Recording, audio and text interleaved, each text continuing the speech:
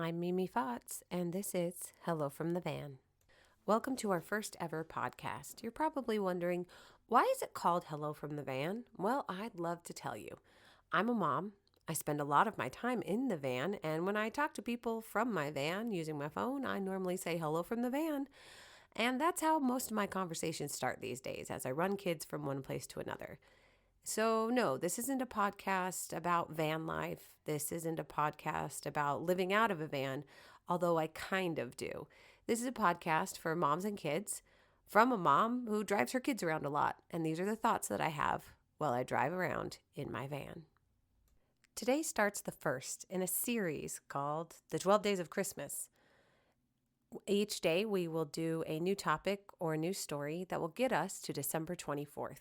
So for you parents out there, at the beginning of each episode, I will give you an approximation of about the length of the episode and our topic involved, whether it's a story or a podcast or whatever it is. This episode is about 17 minutes long. Parents, plan accordingly. And for you kids, if you're wondering where is she getting all of this information, know that at the end of each episode, I will cite my sources. As a former teacher, this is very important to me. It's important to me that you know that I'm not just here with a microphone shooting the breeze. I'm bringing you information that you can look up and research yourself. So, without further ado, let's get into some Christmas trees. Now, something that you need to know about me is that I am anaphylactic to pine trees, specifically pine sap. If I come in contact with or get it on me, I will go into what's called anaphylaxis. Basically, my body says, I don't know what this is, and it tries to just take care of it the best way it knows how, which is a lot of lack of breathing. My face swells up, my hands swell up, my eyes swell up. It gets really bad. So at my house, we cannot have a real Christmas tree. So a couple weeks ago, we were putting up our fake Christmas tree for, the second, third year in a row. And I started thinking about how sad I was that we couldn't just go out into the wilderness and chop down our own tree like we'd done before, with a permit, of course. And I was really sad about it. And I thought, how did we get here? How do I even have a fake tree inside my house? How is that even a thing? And that is what started the research. And here's what I learned. Christmas trees, as we know them in some iteration or another, have been around for a really, really long time. History is basically the words of those who write the loudest. And with that in mind, we know that the written history of the Christmas tree dates back strongly to at least the 1400s. You see, back then, December 24th wasn't known as Christmas Eve. It was known as the feast day of Adam and Eve. It was just another way to celebrate Christianity. In fact, there are writings that say that a group of German bakers on December 24th in the year 1419 decorated a tree with baked treats, tinsel, and apples, a lot like the way that my grandma used to decorate trees with tinsel and candy canes and styrofoam apples. But again, it was the 80s, so maybe that was just an 80s thing. Anyhow, let's get back to the 1400s. In 1419, that Bakers Guild we talked about, the tree that they decorated, it wasn't called a Christmas tree because it wasn't Christmas technically then. It was the feast day of Adam and Eve, and their Christmas tree was called a paradise tree, named after Paradise Plays that, again, had to do with Adam and Eve. So, yeah, the through line here is religion and the Bible. The Christmas tree has been connected to both for a very, very long time. The interesting thing about the Christmas tree is that specific religions each have their own origin story, if you will. It's like, you know how there's a bunch of different versions of Spider-Man? It's kind of like that. All the Christmas trees are standing around pointing at each other going, wait, I'm the original Christmas tree. No, I'm the original Christmas tree. Basically, before the 1400s, we're not quite sure what the history of the Christmas tree is. But what we do know is that every single continent has some sort of something that's kind of like a Christmas tree, if that makes sense. It's almost like bread, Every single continent has some version of bread. It's kind of like that. Everywhere has kind of their own version of the Christmas tree. Which one's the real one? I don't know. But I do know that the modern Christmas tree starts in Germany in the 1400s. So maybe we just stick with that. Now, remember our story about the German Bakers Guild all the way back in 1419? Well, that wasn't a one-off. They just kept going all the way through the 14th, 15th, 16th, and 17th centuries. That's 400 years. 400 years of celebrating on December 24th, of doing miracle plays, of celebrating the Christian calendar, of doing all of these wonderful things based around this season and December 24th. So in the 1700s, these Christmas trees really took off, and they started to be brought into the homes in Austria and Germany. So it wasn't just something that was done as part of celebrations, it was something that was then brought in for the season. Later on in the 1700s, they would begin to add candles to put light on their Christmas tree. And that was really popular in France.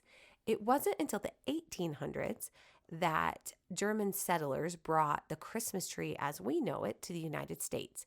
It rapidly grew from just something hung from the ceiling or something put on a tabletop to something that was done floor to ceiling. So basically, these small little German Christmas trees came to the United States and got a whole lot bigger. But they weren't quite popular. Not just yet. You see, they needed some sort of catalyst to make them popular across the whole of the United States. And that catalyst was Queen Victoria and her husband, Prince Albert. In December of 1848, they had what's called an etching or an engraving done of them in front of their Christmas tree. Now, this is the closest thing that they had all the way back then to a mass-produced picture or a photograph. And what they would do is that an artist would draw a scene and then they would publish it in the newspaper. Now, this drawing was very British. It was quintessentially British in 1848. But it made it into a book 2 years later, into Godey's Lady's Book. That's the closest thing that they had to like Instagram back then, basically. It made it into it. But one of the things that the artist did is he Americanized the image. So it looked more American and less British. I'm not quite sure what more American and less British means in the context of the 1840s, but apparently it was a big hit with Americans. And they all said, hey, you know what? If it's good enough for Victoria and Albert, it's good enough for us. And it got super, super popular. And that just really kicked off Christmas trees in the United States. Folk culture historian Alfred Lewis Shoemaker said that there was no more important medium in spreading the Christmas tree in the decade 1850 to 1860 than this image that was printed in Godey's Lady's Book. The image was also reprinted in 1860, and by the 1870s, putting up a Christmas tree had become more common than it was not in an American household. By the year 1889, President Benjamin Harris of the United States and his wife Carolyn had put a Christmas tree in the White House even. Would you be surprised to learn that the first artificial Christmas tree was developed in Germany in the 19th century? That's right. About the same time that the Christmas tree came to the United States and was spread widely here by German immigrants, they were also developing artificial Christmas trees back in Germany. These early examples were made of goose feathers and were dyed green as one response by Germans to continued deforestation. So basically, they were worried that they didn't have enough trees to go around, because keep in mind that Christmas trees have been a tradition in Germany by this time for 500, 600, 700 years. So they were worried about deforestation or losing too many trees every year. So they started making them out of feathers. And they would often have branches with artificial red berries that would act as candle holders on them, which is kind of cool. Anyway, over the years, other styles of artificial Christmas trees have evolved and become very, very popular. So in the 19th century, it is goose feathers and dye and different things like that to make an artificial Christmas tree. But then we hit the Great Depression. And in the 1930s, the US-based company, the Addis Brush Company, created the first artificial Christmas tree that we know of that looks a lot like the ones we have today, from brush bristles. Now, it's really funny because They were a toilet brush company. It was the Great Depression, and they needed to sell toilet brushes. But people didn't want to buy toilet brushes. But they would buy a Christmas tree. So they basically pivot. This is the greatest marketing pivot of all time. Listen, if we can't sell toilet brushes, let's turn them into Christmas trees. And people bought it. They bought it. And honestly, I was looking at my Christmas tree after I was doing this research. And you know what? It kind of does look like toilet brushes. I can't unsee it, you guys. I can't unsee it. Anyhow, another type of artificial Christmas tree that came around at this time was the aluminum Christmas tree. You've probably seen something like this if you've ever seen Charlie Brown's Christmas. There's a good representation of it in there. The aluminum Christmas trees became very popular in the 1950s, the late 1950s. And the majority of them were actually manufactured in Wisconsin. So there you go. Most modern Christmas trees are made in China and are made of plastic, PVC, and wire. Here's the interesting thing. Have you ever wondered which is better for the environment?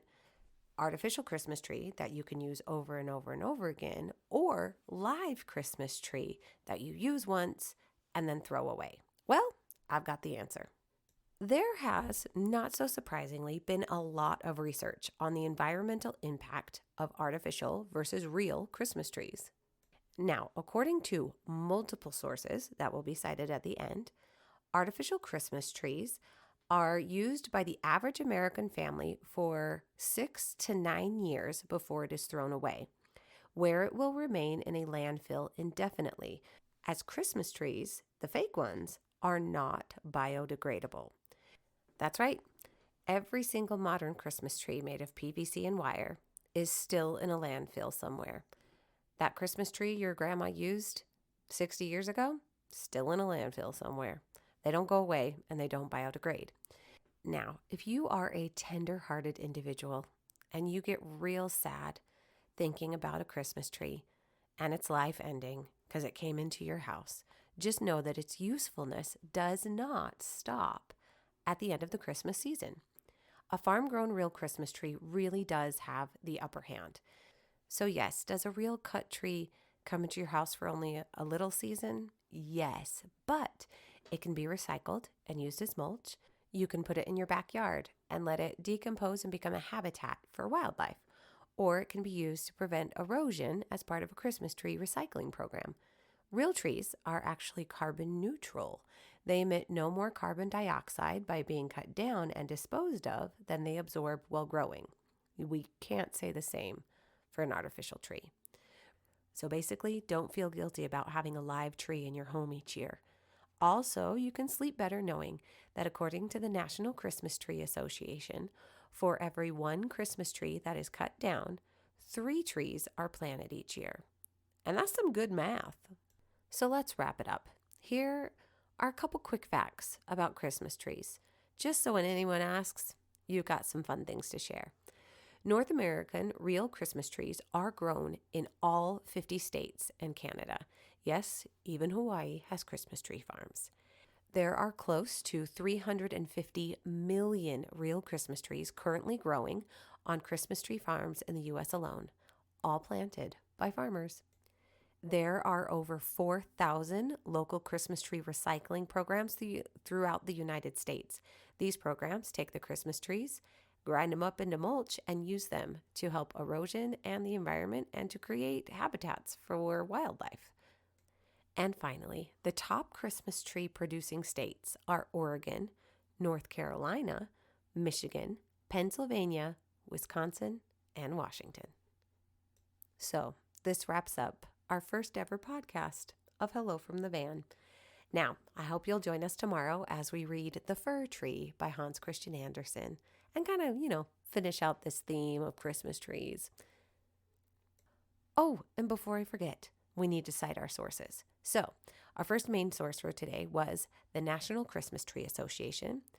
The second was the History Channel and their page, The History of the Christmas Tree. The third was New York City Christmas Trees and the History of New York.